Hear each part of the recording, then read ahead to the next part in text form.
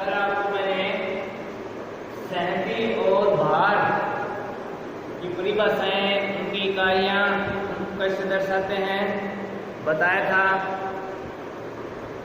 आज इनमें दोनों में मुख्य अंतर क्या क्या है सहती और भार के बीच में वो बताऊंगा। तो पहला जो अंतर है वो इनकी परिभाषाओं का है। पहला जो अंतर है सहती और यहाँ भार, वेग। पहला अंतर परिभाषा का अंतर है।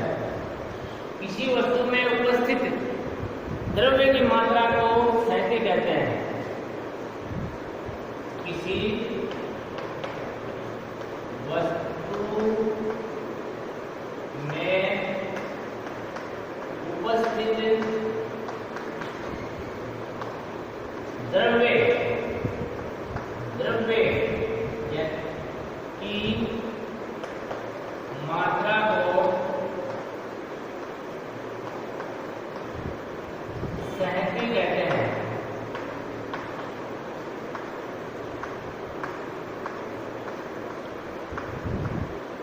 इधर भार की जो परिभाषा होगी, जिस बल से पृथ्वी किसी वस्तु को अपने केंद्र की ओर आकर्षित करती है उसे भार कहते हैं। जिस बल से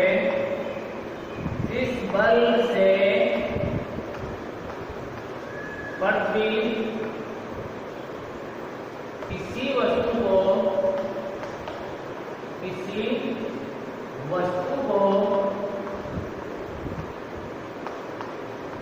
अपने केंद्र की ओर आकर्षित करती है,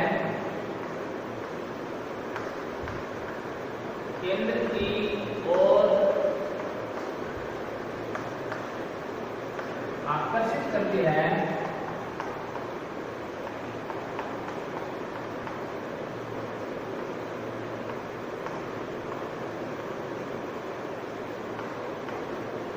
उसे भार कहते हैं।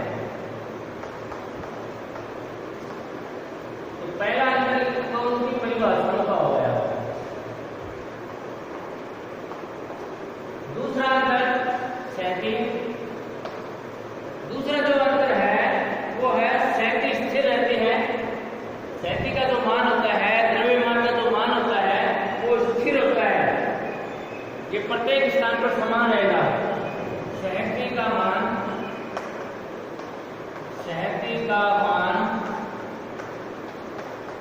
स्थिर रहता है, चाहे वो कहीं भी जाए, अपन पृथ्वी के केंद्र पर रहे या आकाश में जाए, चंद्रमा पर जाए, कहीं भी जाए, सहती का मान होता है वो स्थिर होता है। इसमें कोई बदलाव नहीं होता है। सहती का मान स्थिर होता है, चाहे अपन कहीं भी जाए, चाहे पृथ्वी के केंद्र पर रहे, चाहे अंतरिक्ष में जाए, चाहे चंद्रमा पर जाए, कहीं भी जाए, लेकिन जो सहती होती है उसका मान स्थिर होता है। जैसे मैंने कल भी बताया था, जैसे ये चौक है, जितने गणों का मिलकर बना है उतने ही गण रहेंगे, चाहे अपन कहीं भी इसको ले जाएंगे। 2 नंबर, जबकि भार का मान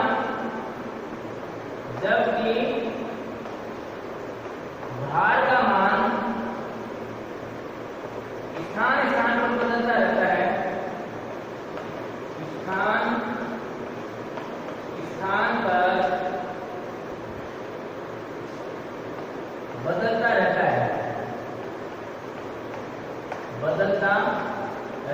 है। मैं कल बताया था, पृथ्वी किसी वस्तु को अपने केंद्र की ओर आकर्षित करती है, जिस बल से करती है उसे बल भार कहते हैं।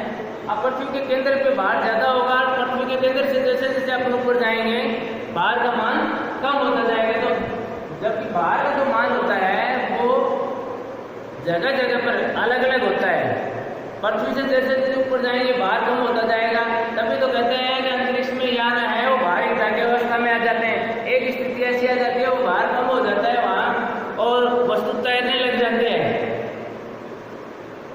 उसके लिए एक फ्लाइंग वेग देते हैं, उसको अंतरिक्ष की तरफ भेजने के लिए, वो जिसका मान होता है 11.2 किलोमीटर प्रति सेकेंड स्पीड का अलग से उसको वेग दिया जाता है, तब वो उस सीमा को करता है। तो बस अंतरिक्ष में जो वस्तुएं होती हैं वो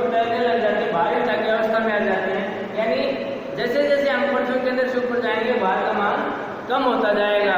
चंद्रमापर कितना होता है, मैंने कल भी बताया था 1/6, यानी जो व्यक्ति यहाँ पृथ्वी पे 60 kg का है, 60 किलोग्राम का है, वो चंद्रमा पर केवल 10 किलोग्राम का होगा भार में।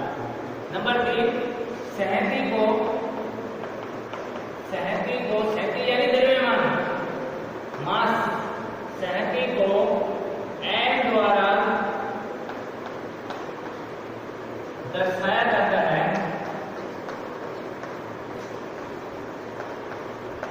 सहती को m द्वारा दर्शाया जाता है, जबकि 3 नंबर पॉइंट, जबकि भार को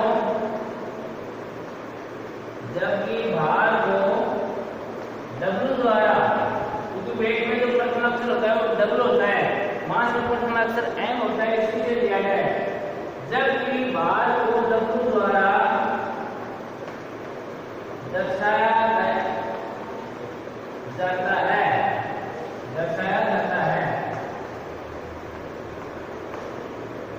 चौथा जो अंतर है, सहती को भौतिक तुला से अपन ज्ञात कर सकते हैं। जो अपनी साधारण तुला होती है उससे अपन सहती का मान ज्ञात कर सकते हैं, लेकिन भार को कबानी तुला से ज्ञात करते हैं। सहती को भौतिक तुला से ज्ञात करते हैं। सहती को भौतिक तुला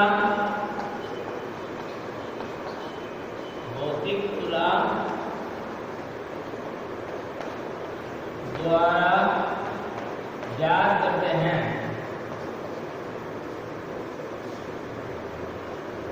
भौतिक तुला जो साधारण होती है तुला उसी से, जबकि भार को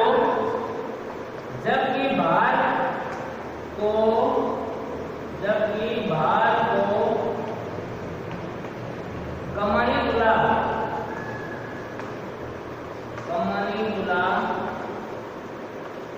द्वारा ज्ञात किया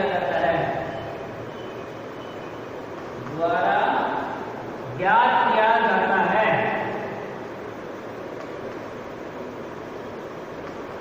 कमानी तुला द्वारा ज्ञात किया जाता है। ये चौथा अंतर है। उसके बाद में पांचवा अंतर है, कल भी मैंने बताया था, पांचवा जो अंतर है वो है सहती एक अदिश राशि है, जबकि भार एक सदिश राशि है। और अदिश और सदिश की परिभाषा मैंने कल बता दी थी। पांचवा जो इनका अंतर है,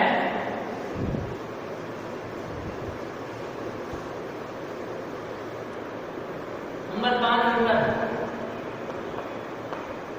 सहती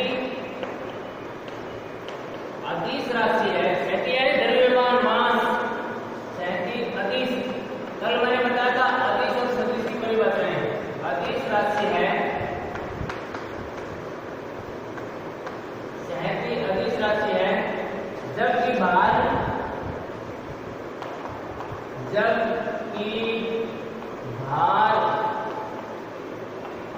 एक सदिश राशि है। इसमें परिमाण के साथ साथ दिशा का भी बोध होता है, इसमें केवल परिमाण का होता है, जबकि भार एक सदिश राशि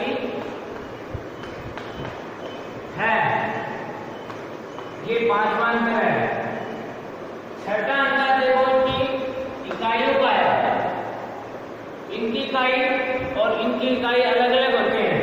मैंने कल बताया था तीनों पद्धतियों में, सीजीएस में, एमकेएस में और एफपीएस में, तीनों पद्धतियों में सहती की जो इकाई होती है वो होती है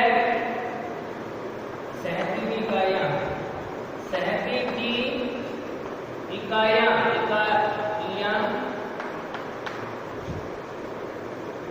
सीजीएस में तीन पद्धतियां होती हैं, सीजीएस, एमकेएस और एफपीएस। सीजीएस में ग्राम,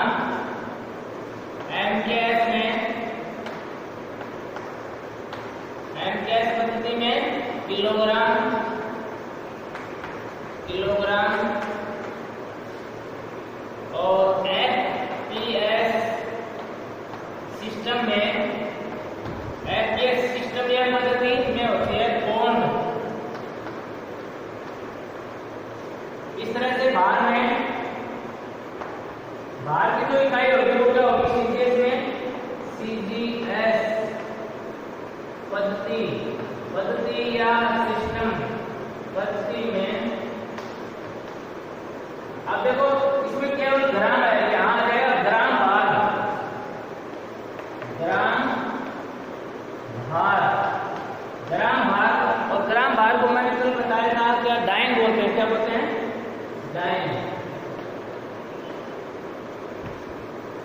तीसरा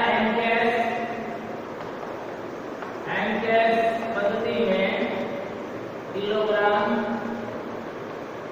भार या न्यूटन।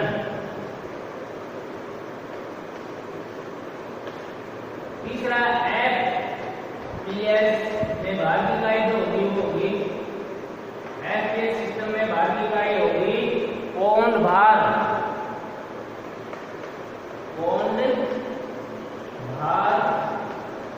या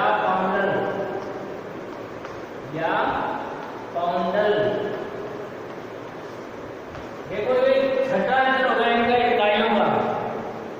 सातवां अंतर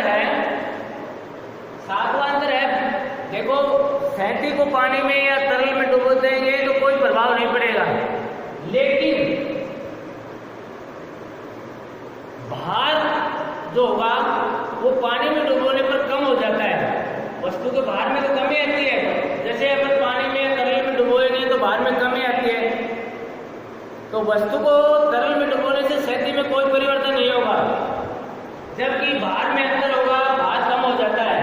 तो सातवां जो अंतर है वो मैं लिख रहा हूं।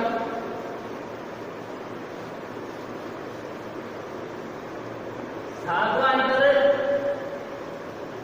द्रव अथवा तरल में वस्तु को डुबोने पर सैंती में कोई परिवर्तन नहीं होता है। यहाँ सैंती है। सातवां अंतर सैंती या का भार। सातवां जो अंतर होगा, द्रव अथवा तरल में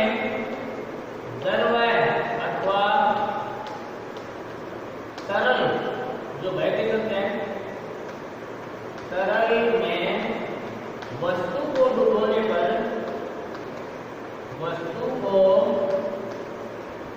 डुबाने पर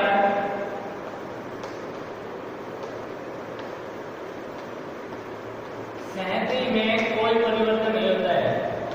डुबोने पर सैंती में कोई परिवर्तन नहीं होता है, उतनी की उतनी रहेगी, कोई परिवर्तन नहीं होता है, कोई भी परिवर्तन नहीं होता है।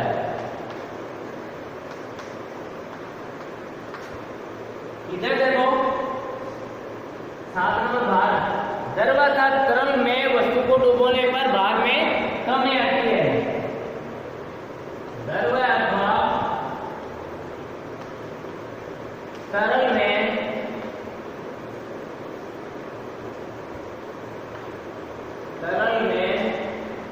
वस्तु को डुबाने पर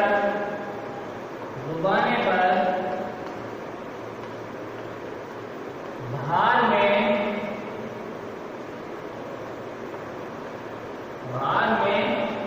कमी आती है।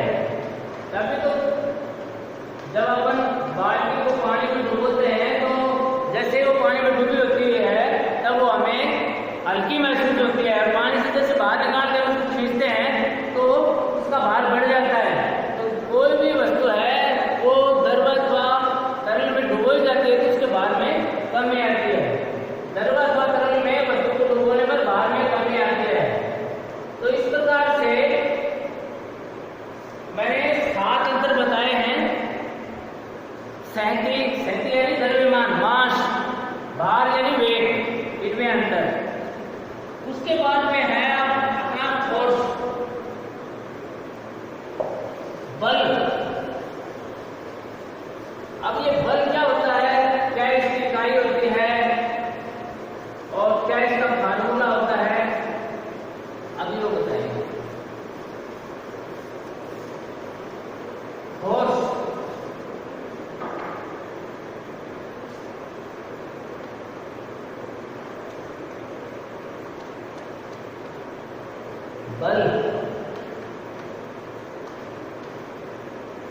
बल क्या होता है?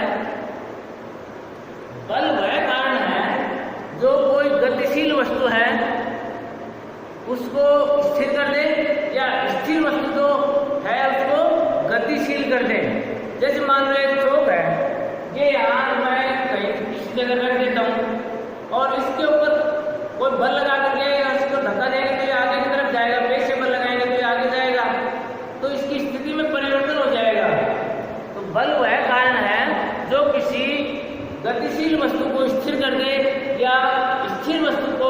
गतिमान बना दे या किसी वस्तु की विश्राम या गति अवस्था में परिवर्तन कर दे। विश्राम अवस्था है तो वो गतिशील हो जाए, गतिशील है तो उसको विश्राम में कर दे, यानी स्थिति में परिवर्तन कर दे, तो उसे बल कहते हैं। इसको यह करने का प्रयास करे, जरूरी नहीं है अब मैं बल लगा रहा हूँ और कैसे बल लगा रहा हूँ दीवार को गिराने के लिए, लेकिन ये दीवार तो स्थापित नहीं हो रही है, लेकिन बल तो मैं लगा ही रहा हूँ, जरूरी नहीं है मैं प्रयास कर रहा हूँ। तो बल वह कारण है जो किसी गतिमान वस्तु को स्थिर कर दे या स्थिर वस्तु को गतिमान कर दे या किसी विश्राम पोजीशन में या गतिशील स्थिति में जो वस्तु है उसकी स्थिति में परिवर्तन कर दे या करने की प्रयास करे, चेष्टा करे, तो उसे क्या कहते हैं? बल। जरूरी नहीं है कि वो विस्थापित ही हो। अब मैंने अभी उदाहरण दिया है, मैं इस बोर्ड के पेशे को लगा रहा हूँ, लेकिन ये दीवार तो नहीं जा रही है मेरी तरफ, बल जरूर लग रहा है, लेकिन दीवार में कोई विस्थापन नहीं हो रहा है, तो भी ये बल है, ये पेशीय बल हो गया है। तो बल वह कारण है, और परिभाषा फोर्स यानी बल,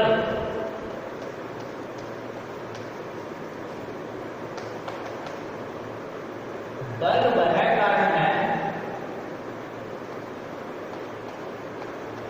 जो गतिमान वस्तु को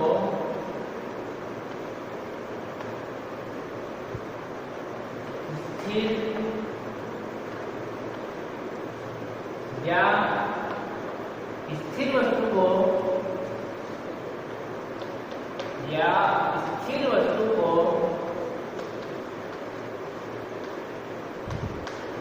गतिमान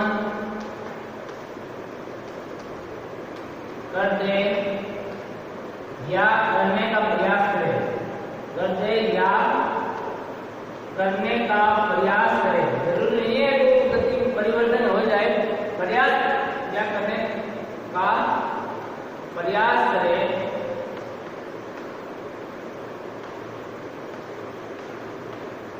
या कोई वस्तु विश्राम या गतिशील अवस्था को बदलते हैं, या जो किसी वस्तु की या जो दूसरी परिभाषा या जो किसी वस्तु की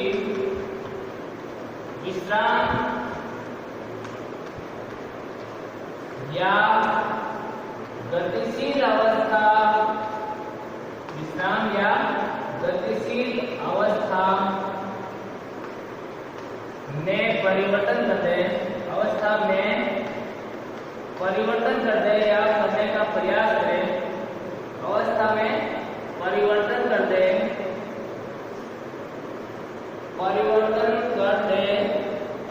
या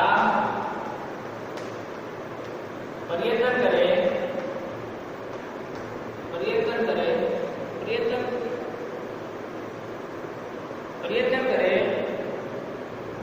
चेष्टा करे, प्रयत्न यानी चेष्टा करे, प्रयत्न करे, तो उसे क्या कहेंगे?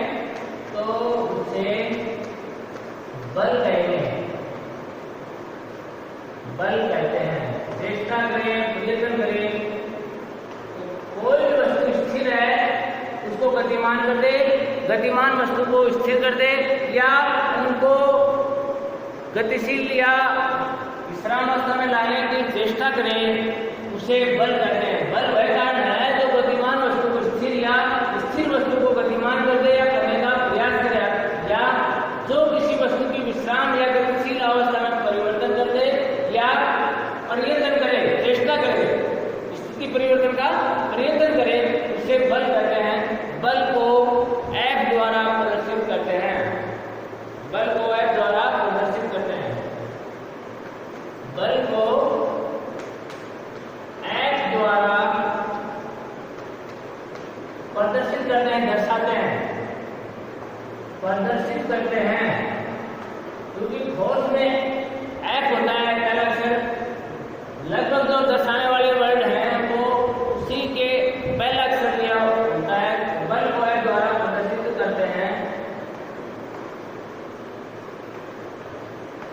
बल को F द्वारा प्रदर्शित करते हैं। अब ये बल का जो फार्मूला होता है वो होता है F बराबर ma, F बराबर ma। अब ये देखो F क्या है? बल। F क्या है? बल। यहाँ F बल है। अब इस m क्या है? द्रव्यमान सहती। अभी थोड़ी देर पहले पढ़ाया था मैंने, मास द्रव्यमान m सहती। ये क्या है? त्वरण। ये क्या है? त्वरण, एक्सेलरेशन, मास, फोर्स। अब ये त्वरण मैंने बताया था, त्वरण क्या होता है? नया नाम आया है, पहले भी पढ़ा चुका हूँ मैं वैसे। त्वरण वेग में परिवर्तन। कोई भी वस्तु चल रही है उसके वेग में परिवर्तन हो जाए, परिवर्तन की जो दर होती है वो क्या कहलाती है? त्वरण कहलाती है। वेग में परिवर्तन की दर को त्वरण कहते हैं। क्या कहते हैं? वेग में परिवर्तन की दर को त्वरण कहते हैं। इसकी जो इकाई होती है वो मीटर प्रति सेकंड स्क्वायर होती है।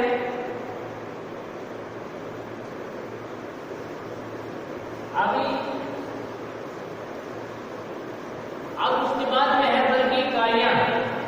अब बल की कौन कौन सी इकाइयां होती हैं, कैसे इकाई बनती है, मैं बताऊंगा।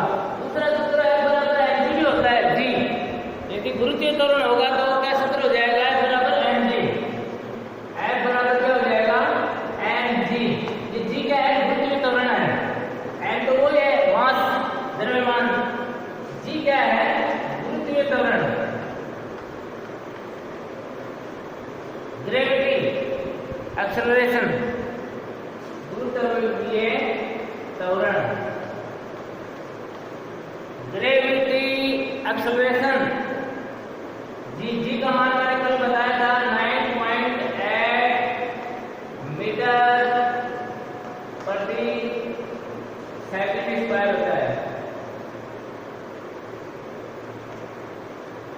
सेकंड स्क्वायर, मीटर प्रति सेकंड स्क्वायर, जी का मान। तो ये फार्मूला भी होता है इसका, जब गुरुत्वीय त्वरण दिया हो और वैसे त्वरण साधारण त्वरण दिया हो a, तो आएगा बराबर ma। मैंने वैसे पहले बता दूं तो हमारे त्वरण की परिभाषा, वेग में परिवर्तन की दर को त्वरण कहते हैं। मैं दोबारा बता रहा हूं आपको, त्वरण क्या होता है? नया नाम आया तो दोबारा रिपीट कर देते हैं। त्वरण वेग में परिवर्तन की दर को, वेग में परिवर्तन की दर को त्वरण कहते हैं, एक्सेलरेशन कहते हैं। वेग में परिवर्तन की दर को त्वरण कहते हैं। अब वेग में परिवर्तन होता रहता है, गाड़ी एक समान स्पीड पे तो चलती नहीं है, कभी तेज चलती है कभी धीरे चलती है, तो उसके वेग में परिवर्तन होता रहता है समय के अनुसार। तो उसको क्या कहेंगे? त्वरण। त्वरण बराबर क्या हो जाएगा? त्वरण बराबर हो जाएगा वेग में परिवर्तन, वेग में परिवर्तन बटा परिवर्तन में लिया गया समय, परिवर्तन में लिया गया समय, लिया गया समय। तो देखो इसकी तो इकाई बनेगी वेग। वेग क्या होता है? वेग देखो ऊपर तो वेग आ गया, नीचे आ गया समय। तो वेग बराबर क्या है? वेग बराबर होता है दूरी बटा समय, डिस्टेंस अपॉन टाइम। दूरी बटा समय। दूरी किस में लेंगे? मीटर में लेंगे। समय किस में लेंगे? सेकंड में लेंगे। अब दूसरा समय क्या होगा? इसकी जो इकाई त्वरण की हो जाएगी वो क्या हो जाएगी? अब देखो ये दूरी किस में लेंगे? मीटर में लेंगे। की बात कर रहा हूँ, मीटर बटा समय किस में लेंगे? सेकंड। तो ये वेग की इकाई क्या हो गई? सेकंड। सेकेंड। शॉर्ट में इसको ऐसे बोलते हैं मीटर प्रति सेकेंड, मीटर प्रति सेकेंड। अब देखो इसमें मीटर प्रति सेकेंड तो वेट में परिवर्तन की इकाई हो गई, बटे में क्या है समय, तो इसकी इकाई त्वरण की इकाई क्या हो जाएगी, त्वरण की हो जाएगी मीटर, मीटर बटा सेकेंड। उसके बाद में बड़ा बड़ा भाग समय, समय का क्या होगा सेकेंड आ जाएगी, सेकेंड, इसके बटा में एक। अब इस भाग को मल्टी गुना में सेकेंड करेंगे तो एक पर चले जाएगा और सेकेंड नीचे आ जाएगा, तो इसकी इकाई क्या हो जाएगी मीटर बटा में सेकेंड गुना सेकेंड यानी सेकेंड स्क्वायर, सेकेंड स्क्वायर। ये जब गुना करेंगे तो एक ऊपर चले जाएगा, सेकेंड नीचे आ जाएगी, तो त्वरण की इकाई क्या हो गई मीटर प्रति सेकेंड स्क्वायर। वैसे मैं पहले पढ़ा भी चुका हूँ त्वरण के बारे में। उसके बाद में है बल की इकाइयां, त्वरण की इकाई आपको पता लग गई मीटर प्रति सेकेंड स्क्वायर। त्वरण क्या होता है, वेग में परिवर्तन की दर को क्या कहते हैं त्वरण। क्योंकि कोई भी वाहन या कोई भी चीज है वो एक समान गति से नहीं चलते हैं, उनकी गति में परिवर्तन होता रहता है। अब वो परिवर्तन कितने समय में हो रहा है उसको एक्सेलरेशन बोलते हैं, त्वरण बोलते हैं।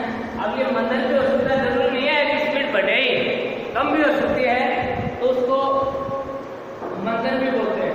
उसके बाद में है बल के मात्रक, यूनिट ऑफ बल, यूनिट ऑफ फोर्स।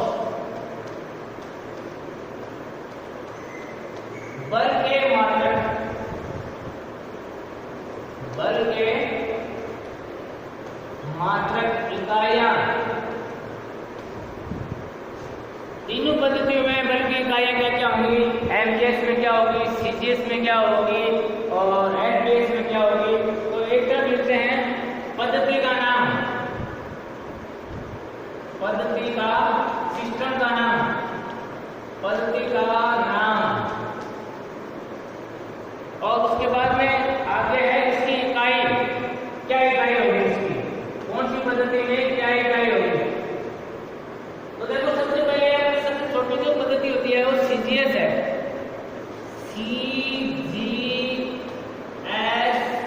पद्धति में बल की इकाई, पद्धति में बल की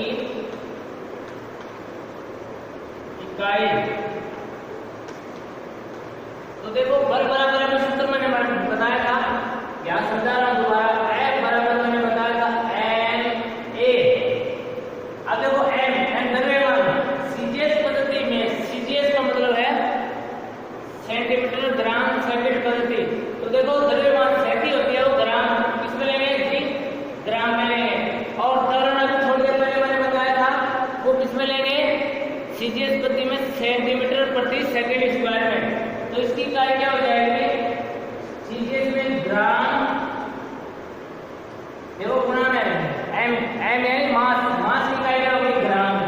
त्वरण की इकाई क्या होगी सीजीएस पद्धति में सेंटीमीटर प्रति second square, gram into centimetre, centimetre प्रति सेकंड स्क्वायर, सेकंड स्क्वायर। अब देखो ग्राम इंटू है गुना इंटू सेंटीमीटर प्रति सेकंड स्क्वायर, इसको बोलते हैं डाइन। क्या बोलते हैं, डाइन। क्या कोष्टक में लिख रहा हूं मैं, डाइन,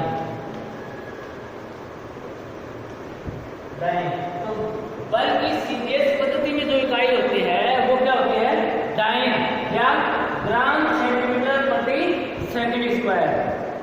उसके बाद में है दूसरी जो पद्धति है वो अपनी है एमकेएस, एमकेएस, एमकेएस पद्धति में बल की जो इकाई होगी, पद्धति में बल की इकाई है। तो देखो एमकेएस पद्धति, एमकेएस का मतलब है मीटर किलोग्राम सेकंड। तो देखो एमकेएस में जो द्रव्यमान है वो किसमें लेंगे, किलोग्राम में, और त्वरण किसमें लेंगे, मीटर प्रति सेकंड स्क्वायर में। देखो ये इसकी इकाई है, अब इसकी इकाई ये हो जाएगी यहाँ एमकेएस में। देखो इसमें ग्राम लिया था, सीजीएस में इसमें हो जाएगा किलोग्राम। किलोग्राम किलोग्राम ये सब जो इकाइयां हैं ये इसी सूत्र से ले रहा हूं। किलोग्राम, अब देखो मास को क्या करेगा, किलोग्राम में क्या करेंगे, द्रव्यमान। उसके बाद में एक त्वरण किसमें करेंगे, मीटर प्रति सेकंड स्क्वायर। पहले मैंने समझाया था कि यहाँ जाएगा किलोग्राम मीटर प्रति इंटू है सेकंड स्क्वायर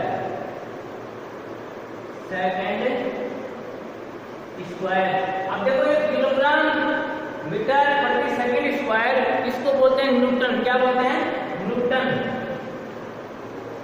तो बल की जो इकाई है वो क्या होती है, न्यूटन।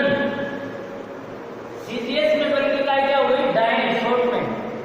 पूरा ये भी सही है, ये भी सही है, दोनों याद रखने हैं। ग्राम सेंटीमीटर प्रति सेकंड स्क्वायर, यानी 1 ग्राम सेंटीमीटर प्रति सेकंड स्क्वायर बराबर होता है 1 डाइन।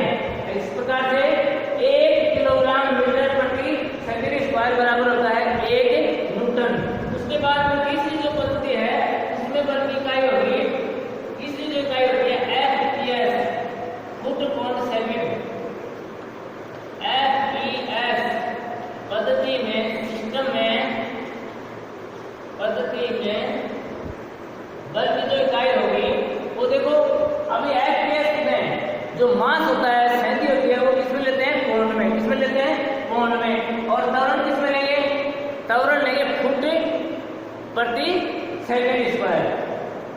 फुट प्रति, इसमें मीटर की लंबाई, दूरी किसमें लेंगे, फुट में लेंगे, और सेकंड स्क्वायर हो जाएगा। तो जो हो जाएगा किलोग्राम की जगह आ जाएगा पौंड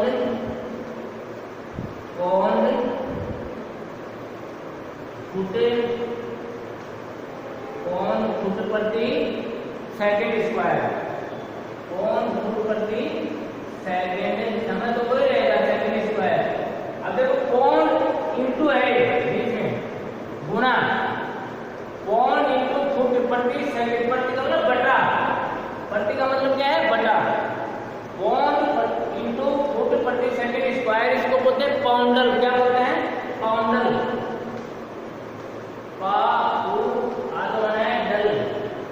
कई लोग क्या करते हैं, पौंड लिख देते हैं। पौंड नहीं होती है, पौंड तो ये तो इसकी इकाई है, मास की इकाई है FPS में। तो देखो अभी जो यूनिट हुई है अपने पास फोर्स की, तीनों पद्धतियों में सीजीएस में क्या हो गया, ग्राम सेंटीमीटर प्रति सेकंड स्क्वायर या डाइन। इसी सूत्र से मैंने ये निकाले हैं सारे। देखो एम बराबर क्या है, एम क्या है, द्रव्यमान। द्रव्यमान किसमें नापते हैं, ग्राम में, सीजीएस में।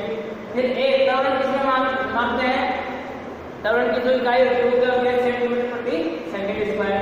ये पूरा क्या हो गया, ग्राम सेंटीमीटर प्रति सेकंड स्क्वायर बराबर होता है डाइन। उसके बाद में एमकेएस पद्धति में किलोग्राम मीटर प्रति सेकंड स्क्वायर, इसको बोलते हैं न्यूटन। एमकेएस पद्धति में बल की जो इकाई होगी, यूनिट होगी, वो होगी पौंड फुट प्रति सेकंड स्क्वायर या पाउंडल। ठीक है।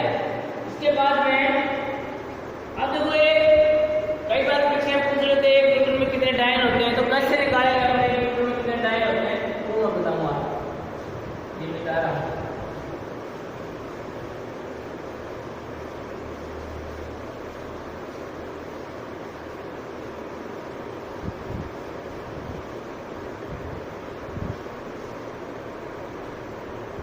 देखो 1 न्यूटन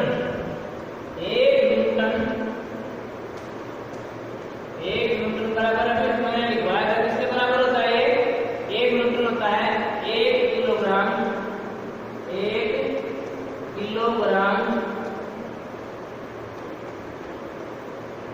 1 किलोग्राम मीटर प्रति सेकंड स्क्वायर, इसके बराबर होता है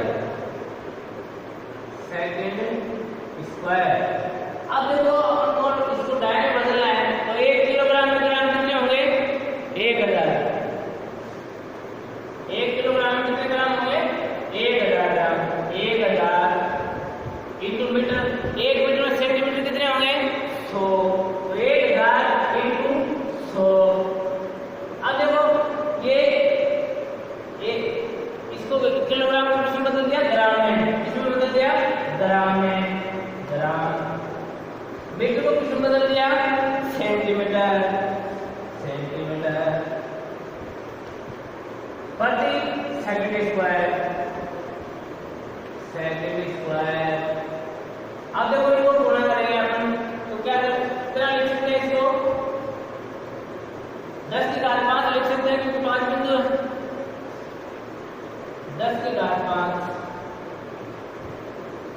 की घात 5 ग्राम सेंटीमीटर प्रति सेंटीमीटर स्क्वायर। अभी थोड़ी देर पहले मैंने बताया था सीजीएस पद्धति में ग्राम सेंटीमीटर प्रति सेंटीमीटर स्क्वायर को क्या बोलते हैं? डाइन। तो क्या हो गया? 10 की घात 5 डाइन, जो भी लिख सकते हैं। 1 न्यूटन कितने डाइन के बराबर होता है? 10 की घात 5। 10 की घात 5 का मतलब समझ रहे हो ना? ऐसे एक क्या आ गया? 5 बिंदु। 1 लाख 1 न्यूटन 1 लाख डाइन के बराबर होता है। 1 न्यूटन 1 लाख डाइन के बराबर होता है। तो परीक्षा में कई बार पूछ लेते हैं 1 न्यूटन में डाइन कितने होते हैं? तो आपको बताना है 1 न्यूटन में 10 की घात 5 डाइन यानी 1 लाख डाइन होते हैं। और ये कैसे निकालते हैं, कैसे याद करते हैं? मैंने समझा दिया, रटने की जरूरत नहीं है, क्योंकि 1 न्यूटन बराबर क्या होता है? 1 किलोग्राम मीटर प्रति सेकंड स्क्वायर। किलोग्राम को मैंने बदल दिया ग्राम में, 1 किलोग्राम 1000 ग्राम होते हैं। मीटर को मैंने बदल दिया सेंटीमीटर में, 1 मीटर में 100 सेंटीमीटर होते हैं। 1000 को 100 से गुणा कर, अब देखो ये किलोग्राम ग्राम में बदल गया, मीटर सेंटीमीटर में बदल गया, सेंटीमीटर स्क्वायर में बदल आ गया। 1000 को 100 से गुणा किया तो 10 की घात 5 आ गई ग्राम सेंटीमीटर प्रति सेकंड स्क्वायर। और देर पहले मैंने पढ़ के कहा ग्राम सेंटीमीटर प्रति सेकंड स्क्वायर को क्या बोलते हैं? डाइन। तो 1 न्यूटन बराबर 10 की घात 5 डाइन। लास्ट में यहाँ लिख देता हूँ, 1 न्यूटन बराबर होता है 10 की घात 5 डाइन। 1 न्यूटन में कितने डाइन होते हैं? 10 की घात 5 डाइन। समझ में आ गया? इसके बाद में मैंने परिभाषा बता दी, इसका फार्मूला बता दिया, अलग अलग पद्धतियों में इसकी इकाइयां बता दी, बल क्या होता है सब। उसके बाद में देखो त्वरण बता देता हूँ, नया नाम आया इसमें, दोबारा रिपीट कर दिया मैंने। अब कुछ एक न्यूमेरिकल है वो मैं बताता हूँ। किसी वस्तु की स्थिति 1 किलोग्राम है तो उसका भार ज्ञात करो। न्यूमेरिकल, किसी वस्तु की सहती, एक क्वेश्चन है छोटे-छोटे, किसी वस्तु की सहती 1 किलोग्राम है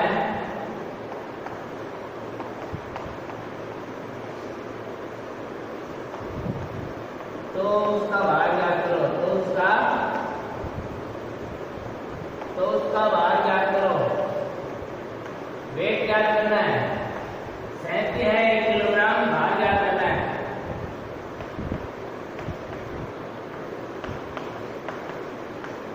तो अभी देखो किसी वस्तु की सहती 1 किलोग्राम है तो उसका भार ज्ञात करना है। भार का सूत्र मैंने बताया था, क्या होता है? W बराबर mg। क्या होता है? W बराबर mg, ये सूत्र बताया था मैंने। अब देखो m क्या है? सहती कितनी तरह की है? 1 इंटू जी का मान कितना होता है? मैंने कल भी बताया था 9.8 मीटर प्रति सेकंड स्क्वायर। कल बताया था, आज भी बताया था मैंने। तो इसको 9.8 से गुणा कर दिया, कितना आ गया? 9.8 मीटर प्रति सेकंड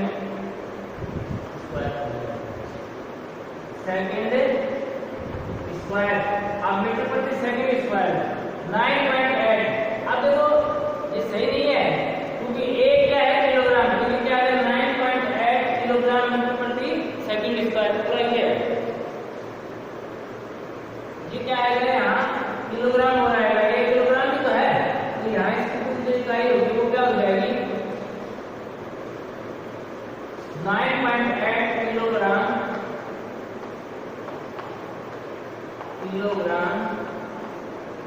मीटर प्रति सेकंड स्क्वायर। अब देखो 1 किलोग्राम मीटर प्रति सेकंड स्क्वायर क्या होगा? न्यूटन होगा। ये कितना है? 9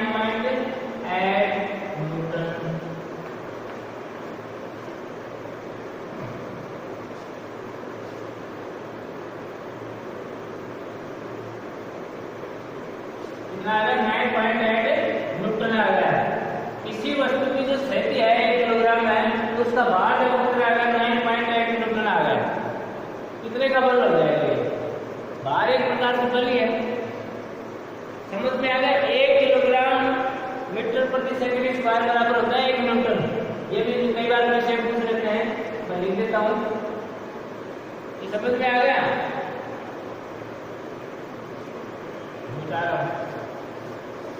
1 किलोग्राम मीटर प्रति सेकंड स्क्वायर बराबर क्या होता है? 1 न्यूटन होता है। 1 किलोग्राम मीटर प्रति सेकंड स्क्वायर बराबर क्या होता है? Second square. सेकंड स्क्वायर बराबर होता है 1 न्यूटन। ये परीक्षा पूछ लेते हैं कई बार, इसके बराबर कितना न्यूटन होगा? समझ में आ गया? दूसरा न्यूमेरिकल है। परीक्षा में छोटे छोटे न्यूमेरिकल भी आते हैं, तब हमने पूरी फार्मूला आपको भी पूरी बातें इकाइयां संचित या वही कभी अपनी निकाल सकते हैं। 35 किलोग्राम भार में कितने डायन होते हैं? दूसरा क्वेश्चन है 35 किलोग्राम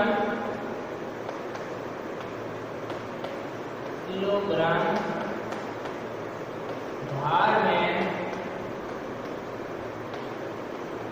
कितने डायन होते हैं? कितने डायन होते हैं? दूसरा न्यूमेरिकल क्या है? 35 किलोग्राम भार में कितने डायन होते हैं? अब देखो 1 ग्राम भार बराबर होता है 981 डायन। एक छोटे पहले मैंने बताया था उससे क्या आता है? 1 ग्राम भार बराबर होता है 981 डायन। 981 डायन। 1 ग्राम भार बराबर होता है 981 डायन। तो 35 ग्राम भार 35 ग्राम किलोग्राम होगा, किलोग्राम में निकालेंगे। 1 किलोग्राम भार में डायन कितने होंगे? तो 1 ग्राम भार में बताया मैंने, ये क्वेश्चन में ग्राम है। 35 ग्राम भार में 35 ग्राम भार में कितने डायन होंगे? क्योंकि किलोग्राम में तो अपन बाद में चेक करेंगे।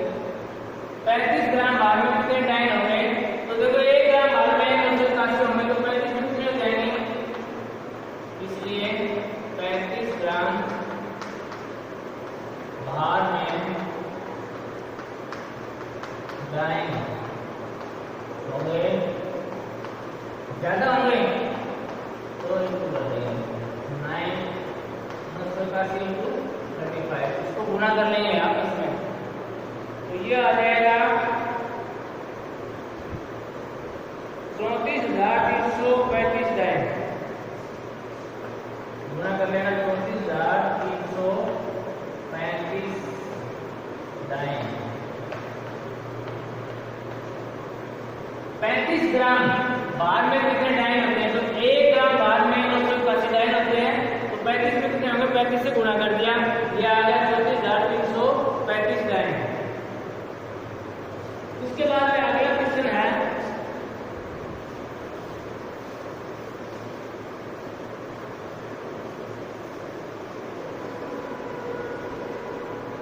एक वस्तु पर 2 न्यूटन का बल लग रहा है। एक वस्तु पर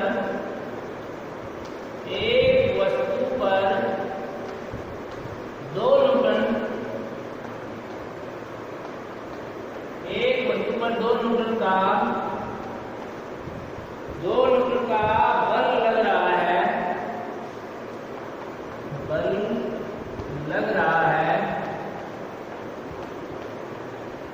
एक वस्तु पर 2 न्यूटन का बल लग रहा है। वस्तु का द्रव्यमान 10 किलोग्राम है। वस्तु का द्रव्यमान है शक्ति। वस्तु का द्रव्यमान 10 किलोग्राम है।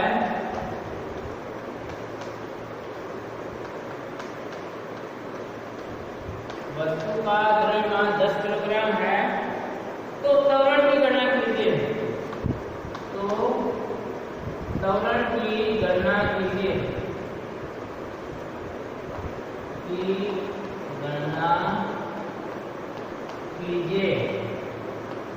त्वरण क्या करना है? देखो एक वस्तु पर 2 न्यूटन का बल लग रहा है। बल कितने न्यूटन का लग रहा है? 2 न्यूटन का। और द्रव्यमान कितना है उसका? 10 किलोग्राम। तो उसमें त्वरण निकालना है। तो अपना सूत्र क्या था बल का? है बराबर एम ए, है बराबर एम ए। मैंने फार्मूला बताया, इसमें एम भी दिया हुआ है, एफ भी दिया हुआ है। एफ बराबर कितना दे रखा है? 2 न्यूटन। और दूसरा एम दे रखा है, एम बराबर दे रखा है 10 किलोग्राम। 10 किलोग्राम निकालना क्या है? वो एक त्वरण, ये निकालना है। तो ए का फार्मूला क्या हो जाएगा? ए बराबर हो जाएगा F upon M. F upon M, F upon M. अब देखो 9.81 जो न्यूटन होते हैं उसमें 1 केजी होता है। तो 1 न्यूटन कितना हो जाएगा? 9.81 न्यूटन, क्योंकि 9.81 न्यूटन बराबर होता है 1 किलोग्राम। किलोग्राम 9.81 न्यूटन में 1 किलोग्राम। तो 1 न्यूटन में कितने किलोग्राम होंगे? इसलिए 1 न्यूटन बराबर 1 न्यूटन बराबर हो जाएगा 1/9.81 किलोग्राम। अब अपने पास कितने न्यूटन है? 2। तो 2 में कितने हो जाएंगे? इसलिए 2 न्यूटन में 2 न्यूटन बराबर कितना हो जाएगा? 1/9.8 × 2 किलोग्राम।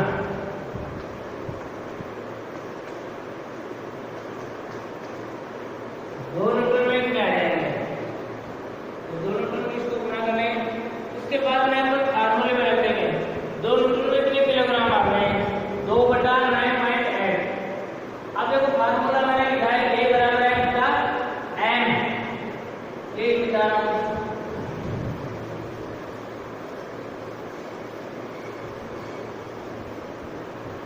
फार्मूला क्या है अपना? ए बराबर है बटा एम।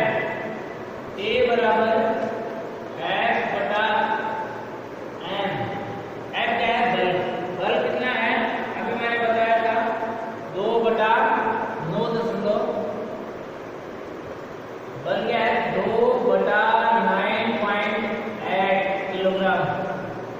भाग में है ना ये एम, भाग है 10, तो ये आ जाएगा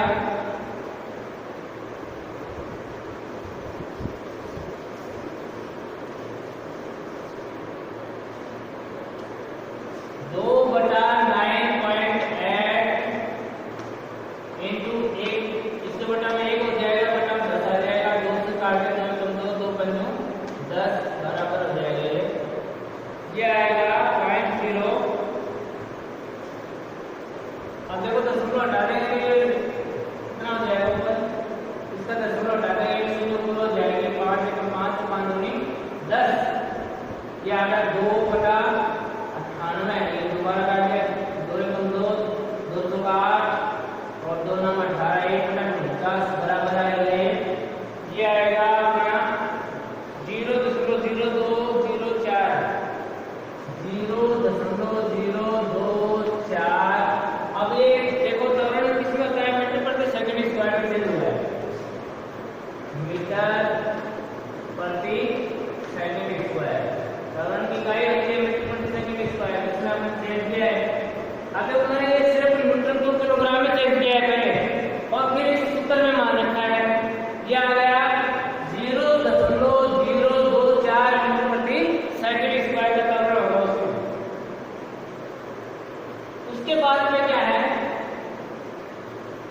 किलोमीटर समझ में आया। पहले मैंने न्यूटन को किलोग्राम में कन्वर्ट किया है। 1 न्यूटन में कितने किलोग्राम होते हैं, तो 2 न्यूटन में कितने किलोग्राम होंगे, ठीक है। उसके बाद में एक फार्मूला लगा दिया, त्वरण बराबर क्या होता है, बल बटा द्रव्यमान या शक्ति। बल कितना है अपना, 2 बटा 9.8 किलोग्राम आ गया। अब एक भाग, ये भाग में पता में है द्रव्यमान 10 होगा। अब इस भाग को अपन गुणा में देख करेंगे तो ये नीचे वाले से ऊपर चली जाएगी, ऊपर वाली नीचे आएगी। 100 रुपये में काट लिए, इसको काटे कैसे, 2 कमजोर 2 5 10 ये कट गया, ये दशमलव हटाया 10 हो गया, ऊपर 10 से काट दिया, 2 से ये आ गया 1/49, 1/49 थोड़ा 1/49 का भाग देना, तो ये आएगा यहाँ मीटर प्रति सेकंड।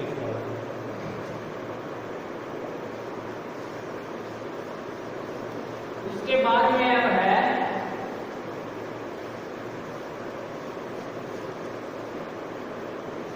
स्पीड। अब वैसे मैं पढ़ा सकता हूँ, दोबारा रिपीट कर लेता हूँ। स्पीड यानी चाल, स्पीड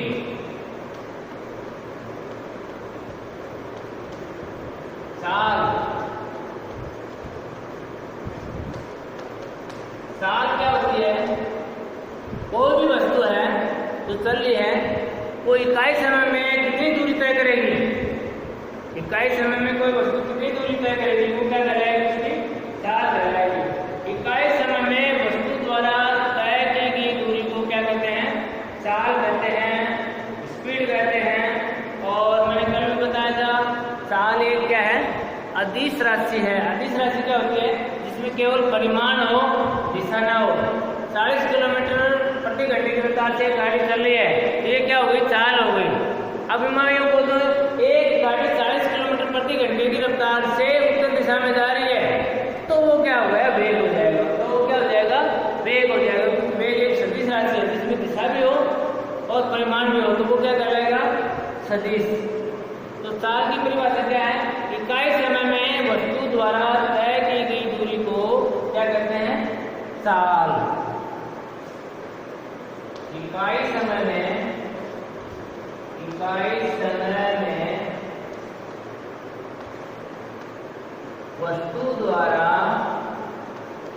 वस्तु द्वारा तय की गई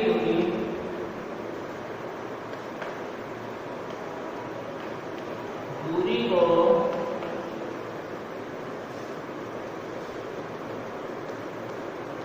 चाल कहते हैं।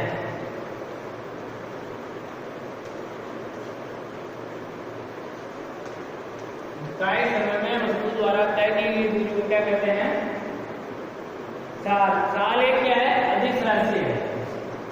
चाल एक अदिश राशि है, इसमें केवल परिमाण होता है, दिशा नहीं होती है, अदिश राशि है।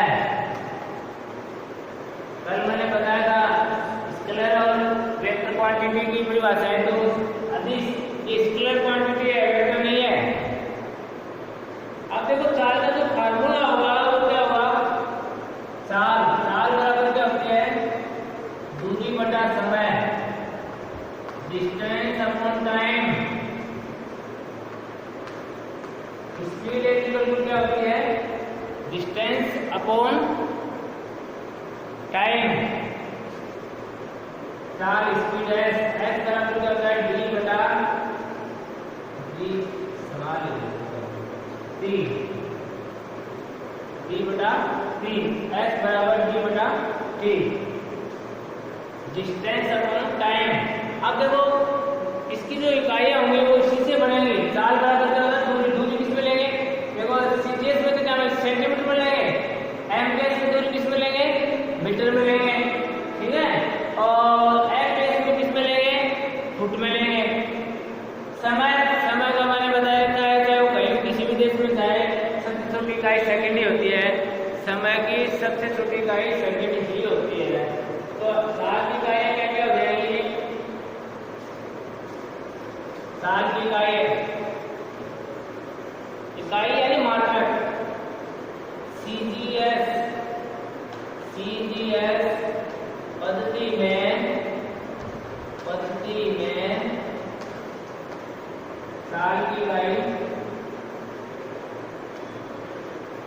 इकाई। अभी क्या हो जाएगी, देखो दूरी किस में लेंगे, सेंटीमीटर में, सेंटीमीटर, सीजीएस में, और बटा में, बटा है तो बटा मतलब प्रति, समय किस में लेंगे, सेकंड में, सेकंड।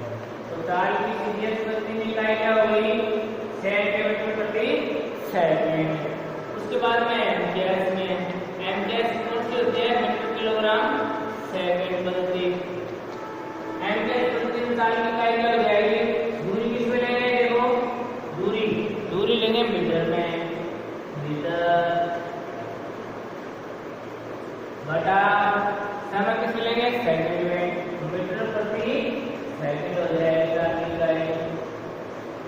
उसके बाद में तीसरी जो पद्धति है एफपीएस, एफपीएस, एफपीएस पद्धति में ताल की इकाई जो होगी, देखो इसमें दूरी किस में लेंगे, एफपीएस में, ये ब्रिटिश प्रणाली है, तो देखो दूरी इसमें फुट में लेंगे, दूरी किस में लेंगे, फुट में लेंगे, फुट प्रति समय सेकंड, फुट प्रति सेकंड। तो देखो तीनों इकाइयों में ताल की इकाइयां क्या क्या हो गई, तीनों पद्धतियों में तीन पद्धति होती है, एमजीएस, सीजीएस, एफपीएस। तो सीजीएस सीजीएस पद्धति में क्या होगा, ताल की इकाई क्या होगी, सेंटीमीटर प्रति सेकंड। एमजीएस में क्या हो जाएगी, मीटर प्रति सेकंड। और एफपीएस यानी फुट पर सेकंड पद्धति में जो ताल की इकाई होगी वो होगी फुट प्रति सेकंड, फुट प्रति सेकंड।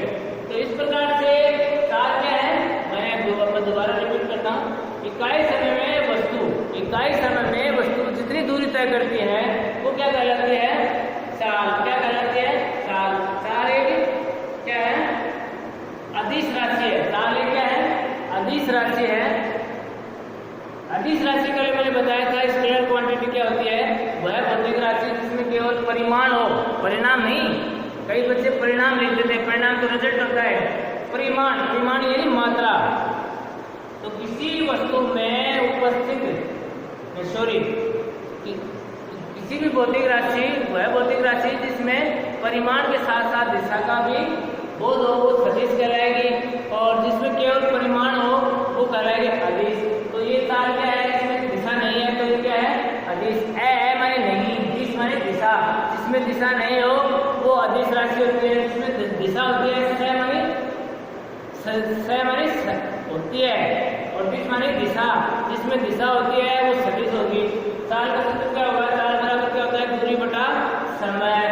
अलग अलग पद्धतियों में इसकी इकाइयां इसी सूत्र से बढ़ती हैं। दूरी किस सीजीएस में किस में लेंगे, दूरी को सेंटीमीटर में, समय को किस में लेंगे, सेकंड में। एमजीएस पद्धति में दूरी किस में लेंगे, मीटर में, समय किस में लेंगे, सेकंड में। इस प्रकार से एफपीएस पद्धति में दूरी किस में मापेंगे, फुट में, और समय किस में लेंगे, सेकंड में। तो इस प्रकार से तीनों पद्धतियों में इनकी इकाई होगी। उसके बाद में है वेलोसिटी, वेलोसिटी यानी वेग।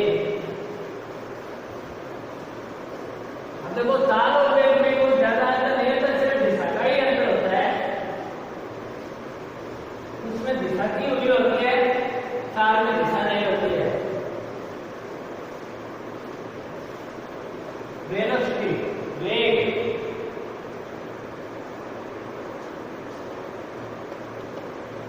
वेलोसिटी वेग। अब देखो वेग की क्या परिभाषा होगी मैं बताता हूँ। उस ताल में क्या परिभाषा थी, इकाई समय में वस्तु द्वारा तय की गई दूरी को क्या कहते हैं, ताल।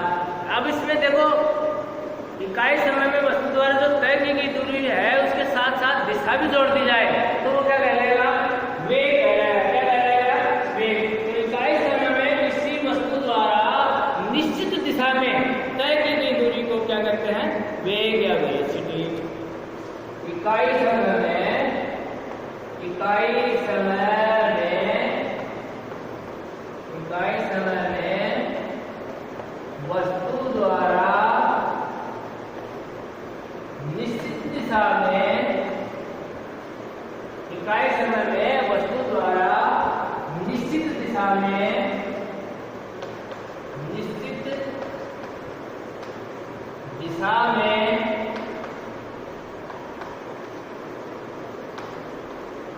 तय की गई दूरी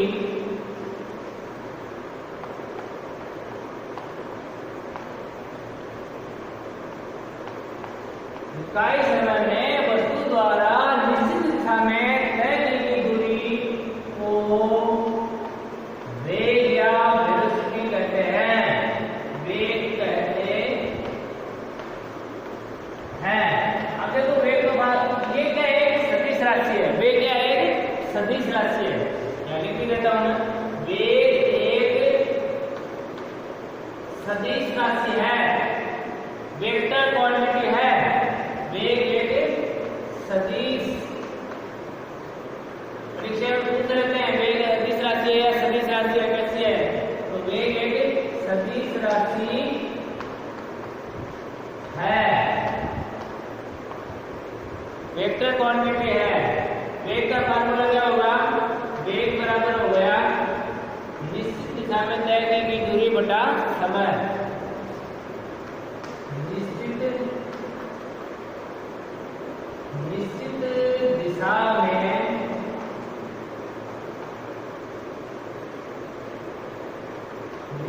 दिशा में तय की गई दूरी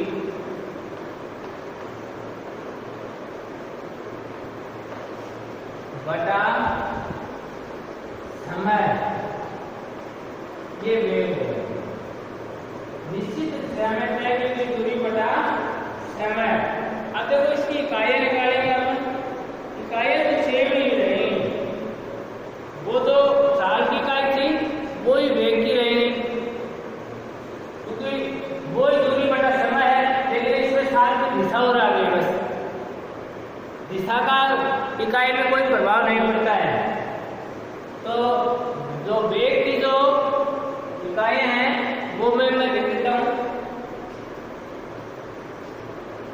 तो निश्चित दिशा में वस्तु, इकाई समय में वस्तु द्वारा निश्चित दिशा में तय की गई दूरी को क्या कहते हैं? वेग। वेग एक सदिश राशि है। वेग का फार्मूला क्या होगा? वेग बराबर वेलोसिटी बराबर निश्चित दिशा में तय की गई दूरी बटा समय। अब इसकी बड़ी इकाइयां बता देता हूँ, किलो पद्धति में वेग की। वो तो चार की इकाइयां थी वो ही याद रखनी है अपने को, और वही वेग की इकाइयां हैं।